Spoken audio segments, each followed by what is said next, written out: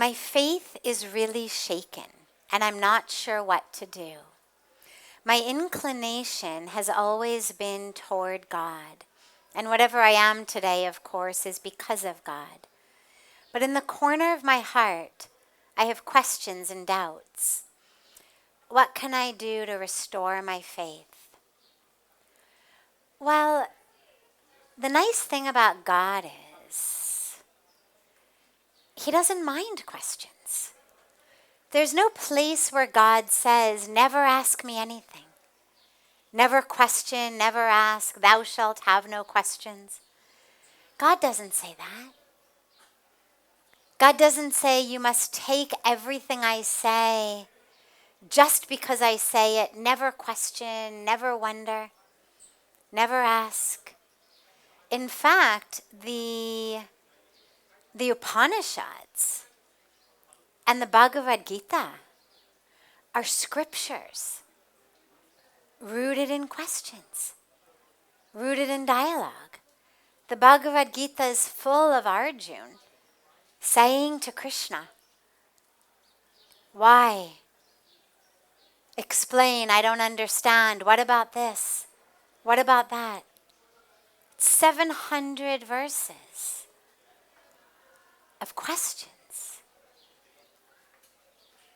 The Upanishads are full of questions, dialogues, questioning.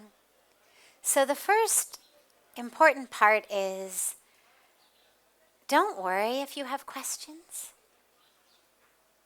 God's okay with your questions. It's fine to have them. It's even fine to have doubts. Again, there's nothing that says thou shalt never have a doubt. Thou shalt turn off your rational mind. There's nothing in our scriptures that says that. Faith is not something God needs. Faith is something we need. The doubts don't bother God. You know, it's like if you've ever had an argument with someone where you absolutely know you're right. And I don't mean those sorts where everybody thinks they're right, but an argument where actually there is an objective correctness. It's a mathematical problem. It's something about the past that all you've got to do is go back and check. It's an address. It's a phone number. It's, these sorts of things that really do have right and wrong. Well, if you've ever been in an argument with someone about something like that is provable, and you know you're right, but the other person just won't listen, it doesn't usually bother you because you know. Well, at the end of the day, eventually they're going to realize I'm right. Like all the facts are there. Whether for 10 minutes or 10 hours or 10 days, they think that they're right. They're going to realize. And I think in the same way God feels, they'll realize eventually. If not this life, next life. If not next life, the life after that. But see, the universe is infinitely patient. And so there isn't an agenda, you must believe it right now. So the doubts, I don't think, bother God. God gave us brains that think rationally. I mean, if God had wanted us not to use our rational brains, we wouldn't have them. We've been given minds that question. And I actually believe that everything God has given us is on purpose. So I don't think that our doubts bother God at all. But they hurt us a lot. Because the doubts keep us from being close to God. And so if your faith is shaken, what you need to ask yourself is, what have I expected from God, from the universe, that I'm not getting? That's what shakes our faith. I've got an expectation that if I'm a good person and I do my puja and my prayers and my mantra, I'm going to get the job I want. I'm going to be the one to get the promotion. The stock market's going to go in my favor. When I'm late for work because I overslept and I get in the car, there won't be any traffic. We have this sort of expectation from the universe. When we identify as good people, especially spiritual people, who are doing things to make God happy, right? We think, well, I'm doing a yagna, God will be happy. I'm doing puja, God will be happy. I'm chanting my mantra, God will be happy. God doesn't need these things. Not your rice, not your milk, not your ghee. We do all of those to reconnect us back to the divine.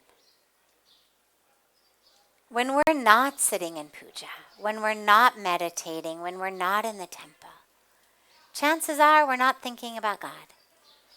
Chances are we're thinking about the stock market, or what we're going to buy, or what we're going to have for dinner, or how we're going to get someone in bed. We do puja and meditation and rituals to connect us, but not as a bargaining chip to God. And so when we have these expectations and they're not fulfilled, we tend to lose faith. Right? I was just saying the other night, the universe is not a vending machine. But we think of it as that.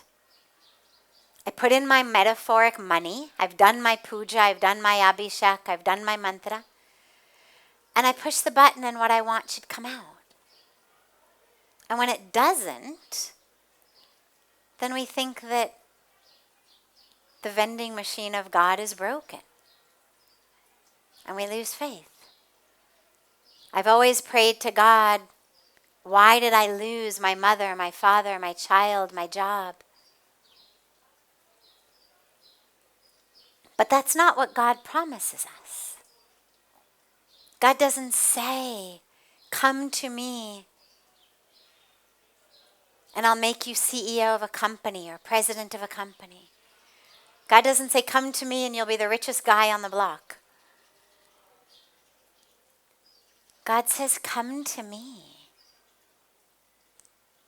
And your suffering,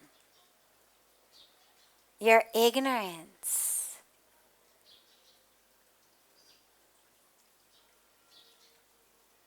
will disappear. Come to me. And that sense of aloneness, that sense of fear, that stress, that running after illusions, you'll be free of that. Come to me, and you'll know who you are. This is what God promises us. But our faith tends to get shaken when we're thinking of God as a vending machine. So if you find yourself with shaken faith, simply ask yourself, first of all, again, doubts, fine, have them as long as you need them. God will be patient. Questions, ask as many as you want. See if you can outdo Arjun. No problem. Have your own Upanishad. No problem. With your own questions, your own conversation, no problem. But if you find that beyond that your faith is still shaken, ask yourself, what was I expecting that didn't happen? What bargaining chip did I think I had with God that I was let down in?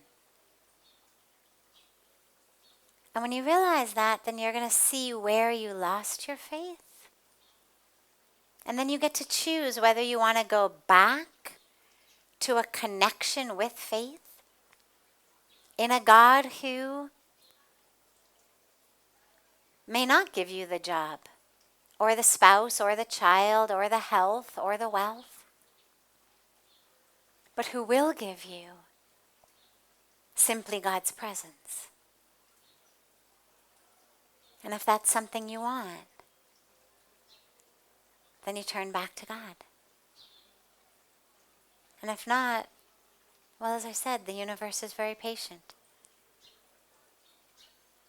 At some point in one of your future incarnations, you will be more inclined